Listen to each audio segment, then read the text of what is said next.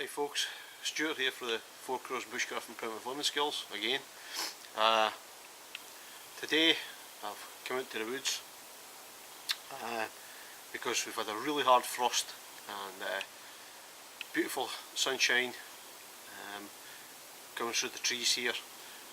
So, because it's cold, it's ideal for what I want to do today. So what I would like to show you is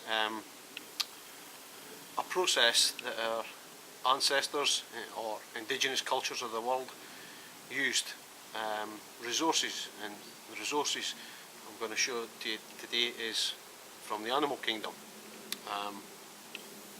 What I've got here, as you can see, I've got a roe deer skull, a hair on hide here, and bones. So these are just some of the resources that the animal itself can give us. But to have clothing or make pouches or things like that, you need a nice, soft, supple material. And that material was buckskin. So I'd like to show you some of the process involved in that. So what I've got is this pile of wet looking plaster. Is actually a roe deer hide, which I've processed, put it through 3 processes already. The first process was to soak a hide just like this with the hair on in water.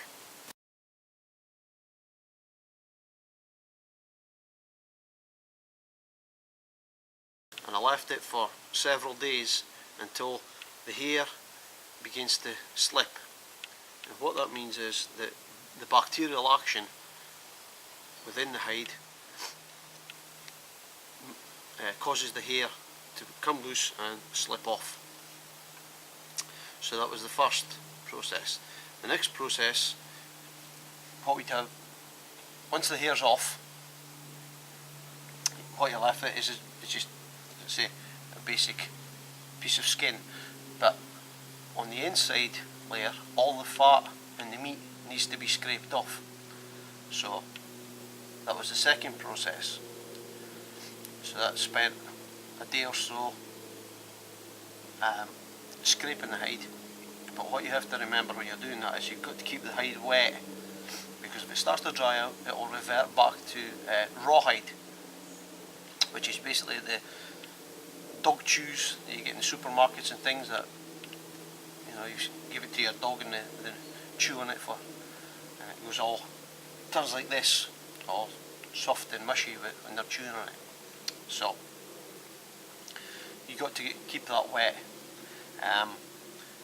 So then after you've scraped all the meat and fats off the inside, what then have to do is scrape the outside again where the hair's been, to take off the epidermis layer. So once we've scraped that off, I've rinsed the hide again, kept it wet. And the third process is actually the tanning process.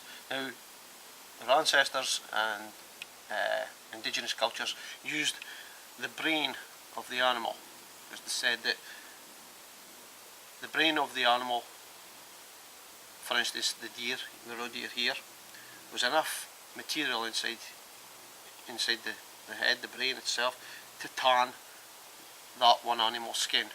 So this hide you see here was brain tanned, but I left the hair on. But this is what want to turn it into buckskin. So the third process was to tan the hide, and that was where I took, with this one it was brains, but this one I didn't, unfortunately, I didn't get the head of the animal. I only got the hide.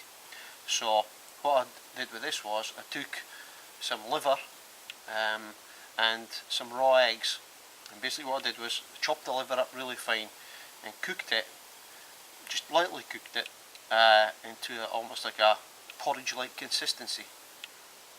And then once that had cooled, I broke in a couple of eggs, raw eggs, into the mixture, and I just worked that into the hide, left it overnight.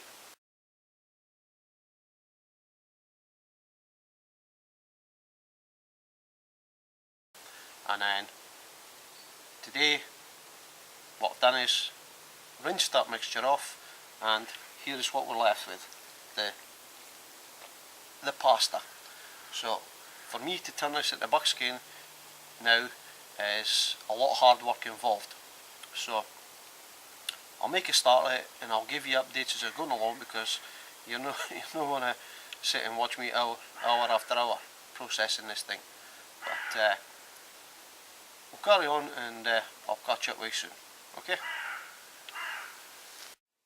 Okay, so the first part of the process of turning this piece of wet pasta into nice soft buckskin, which will look like chamois leather. If you understand me, if you've got a car and you, especially in winter time just now, clean the inside of your car and you can buy chamois leather. That's just basically what we're trying to create. So first things first, we need to get as much moisture out of this hide as possible. So this is where the trusty sapling is going to come into play. So I'll carry on, let you see what I'm doing, and we'll take it from there. Okay? So as you can see, it's just this wet, limp. In fact, just bring it forward, see how cold it is. Let's see, can I focus on that? Can you see the ice? That's how cold it is today. So, but great for, perfect weather for tanning, because you don't want it too damp, because you want to try and get the moisture out of the hide, not keep it in there. So you're working against the clock, because as I say, as this begins to dry, it will revert back to rawhide. So what we're trying to do is stop that process. Okay, so we'll take our hide, we'll wrap it around the tree, put a stick in, wrap it round, and we shall try to wring as much moisture as we possibly can out of it.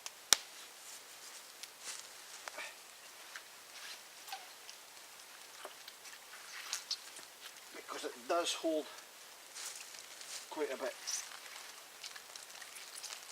as you can see.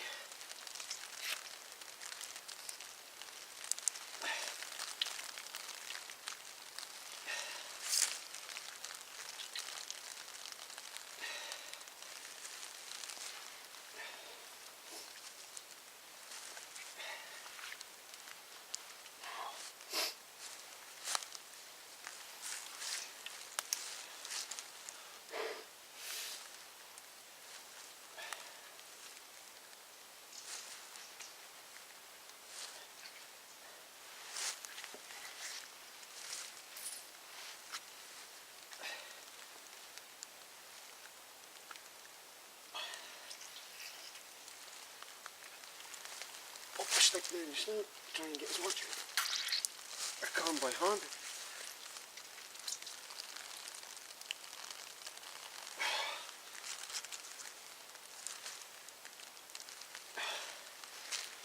Anyway, I'll get back to it because I don't want to use all the battery time on this for later processes. So I'll carry on wringing this to get as much water as I possibly can out of it, and I'll get back to you. Okay, cheers. So I've wrung a lot of the moisture out. Okay, I wanted to show you is the coloration. You can see it. Oh, if I stand back, you can see how it's reverting to rawhide. So what I want to do is I want to stretch out what I see. You can see the colour change by stretching it. So it's a lot of work. You can see how it wants to change colour from that browny shade to white when I'm pulling on it. Make that out. Let's see if we can get another area. So you can see it in there. Oops, if it'd help if I get in the shot. and then if I pull it you'll see it changes. So this is what about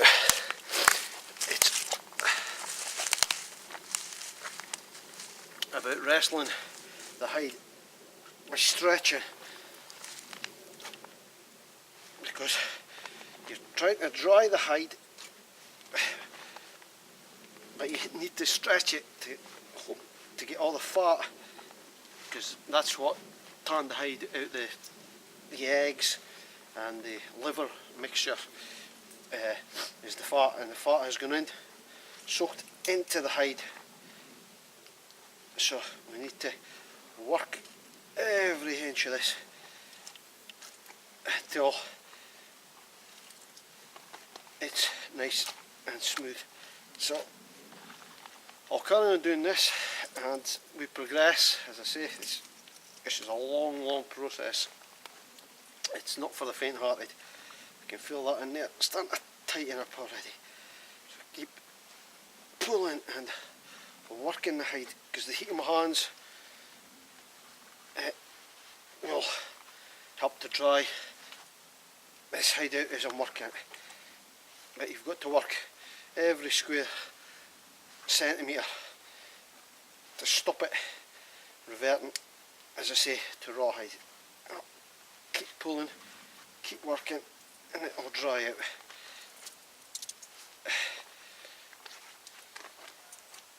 So I'll carry on doing this for a while and then we'll see how we progress. Okay, get back to you soon.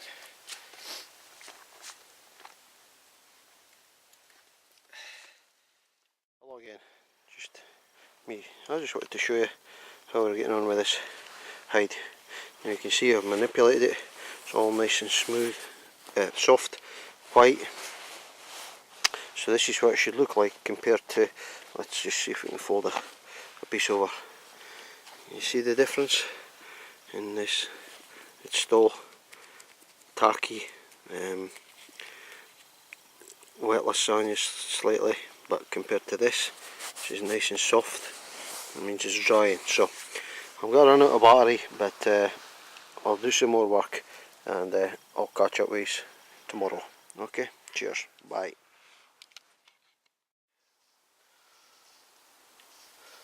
Well, glad you could join us back again. So what I've done with the hide is I've wrestled with it, stretched it, pulled it this way and that way until my hands are aching, basically. So it's not for the faint hearted, the process. But here's the hide anyway, I'll show you. And I'm not very happy with this because, as you can see, it's still got a bit, it's stiff. You can hear it also, it's not quite there yet. So what I'm going to do with this piece is I'm going to re-tan it again. Like I said before, you can keep tanning, it'll not come to any harm. As I say, I don't think the solutions went right into the fibre, so I'll redo this one again to try and get rid of that stiffness. Okay, so as you can see, we talked about the 3 stages up to now. Stage 1 was soaking the hide to let the hair slip.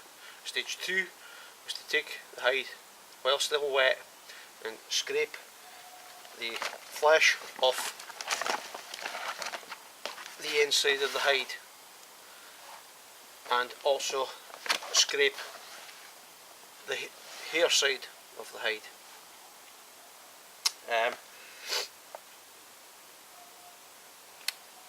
So once that was done, we wrung it out and wrestled with it for a long time. So the last stage, if I was happy with this, would be to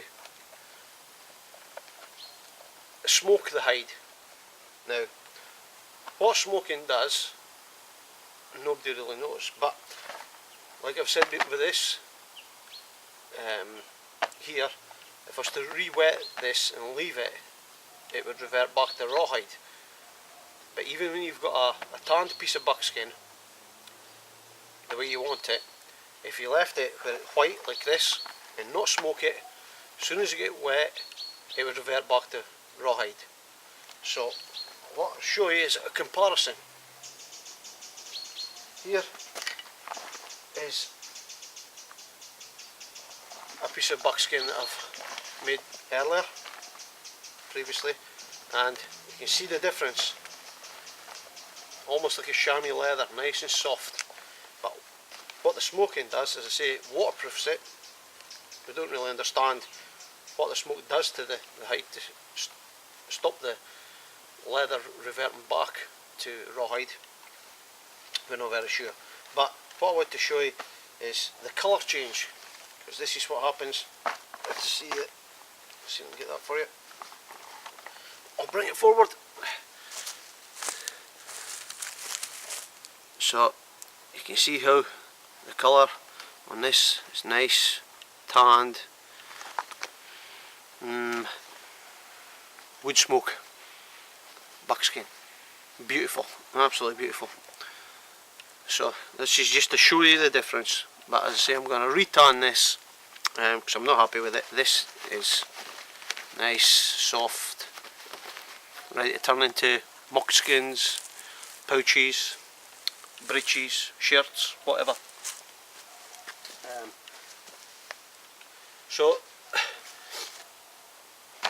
that's the process of what our ancestors used to make clothing, or as I say, pouches for utilitarian purposes and that. But once you got the buckskin, as I say, long process, you've then got to turn it into the clothing. So you've got to be able to sew the clothing together. So what do? You go back to the animal and the bones. Bones can be turned into needles, and all for piercing holes for your stitching. So you can see, for our ancestors, they must have been very, very hardy people to be able to come into the natural environment, utilise the environment and the animals, the plants within it. I hope you enjoyed that video, and you'll join us for many more. Just want to say thank you for watching, and I'll catch you on the next one. So thanks very much. Bye.